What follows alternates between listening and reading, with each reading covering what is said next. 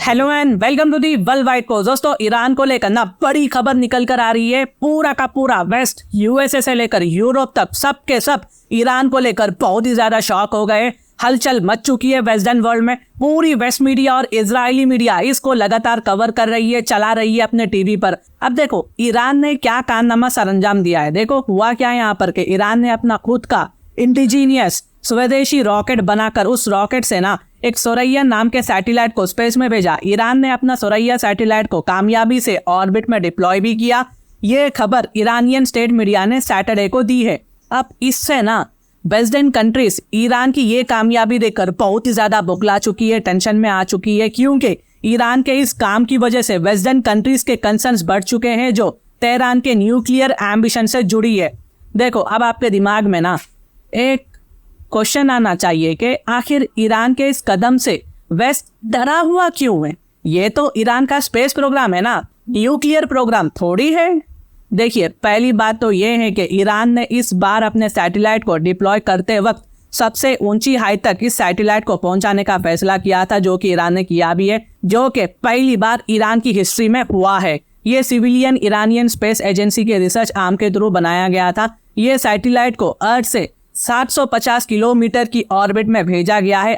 देखो guys, simple में बोलूं ना, लो अर्थ ऑर्बिट में सैटेलाइट्स जनरली जमीन से 160 से लेके 2000 किलोमीटर की ऊंचाई पर होते हैं। ओके, इस हाइट पर इन सैटेलाइट्स का इस्तेमाल अर्थ ऑब्जर्वेशंस, कम्युनिकेशंस और नेविगेशन के लिए किया जाता है। एक इंपॉर्टेंट बात यह है कि इस हाइट पर इंटरनेशनल स्पेस स्टेशन ISS शामिल है, जो 408 किलोमीटर की हाइट पर अर्थ को घूम रहा है। अगर आप थोड़ा सा ना ऊपर जाओगे तो ईरान की सैटेलाइट को 750 किलोमीटर की हाइट पर देखा जा सकता है, जो कि यूएसए और वेस्ट का एक बहुत बड़ा राइवल भी है।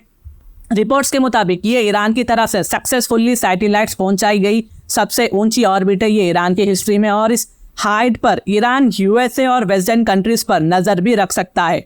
ये ईरान की सैटेलाइट का इशू अब आप लोग को समझ में आ गया होगा। अब बात करते हैं ईरान की इंडिजीनियस रॉकेट के बारे में।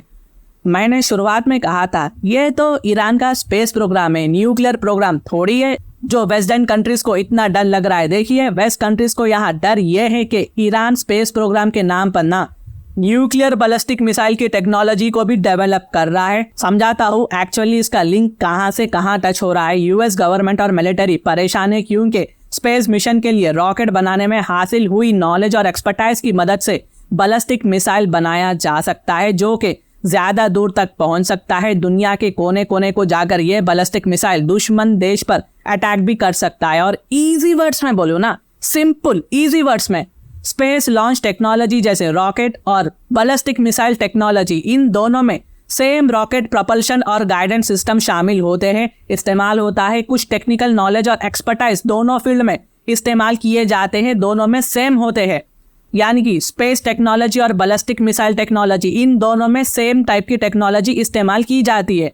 तो ईरान अपनी स्पेस प्रोग्राम के नाम पर यहाँ पर कहीं ना कहीं न्यूक्लियर बैलिस्टिक मिसाइल भी डेवलप कर रहा है, और इससे ना ये मुमकिन है कि इससे रीजनल प्लेयर्स जैसे कि इजराइल और अमेरिकन एलाइज को यहाँ पर खतरा बढ़ जाएगा।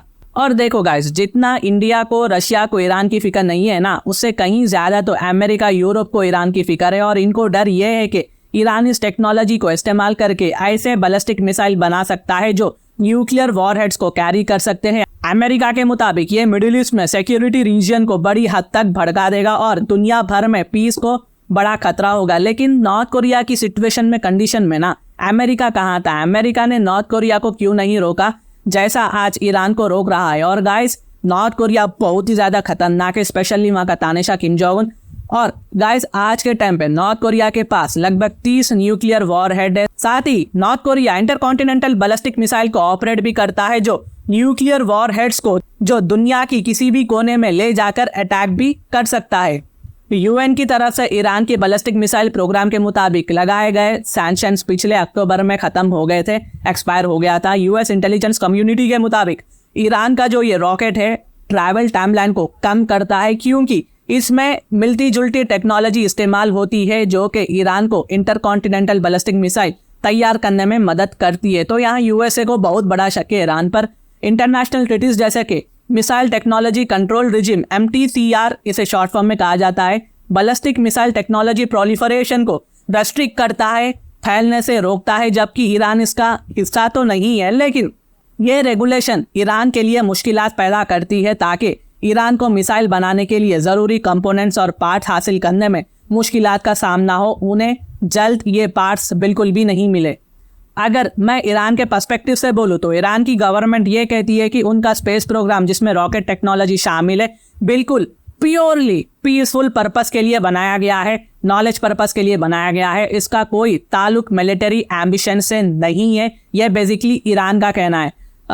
तो ईरान अपना डेवलपमेंट करना चाहता है स्पेस सेक्टर में, ये बेसिकली ईरान का कहना है। लेकिन यूएसए कुछ और ही समझ रहा है यहाँ पर। तो देखिए, ये कुछ अपडेट्स थी जो मैंने आप तक लाया है। देखना होगा कि ईरान बैलिस्टिक मिसाइल को लेकर क्या डेवलपमेंट करता है। क्या यूएस का शक सही होगा?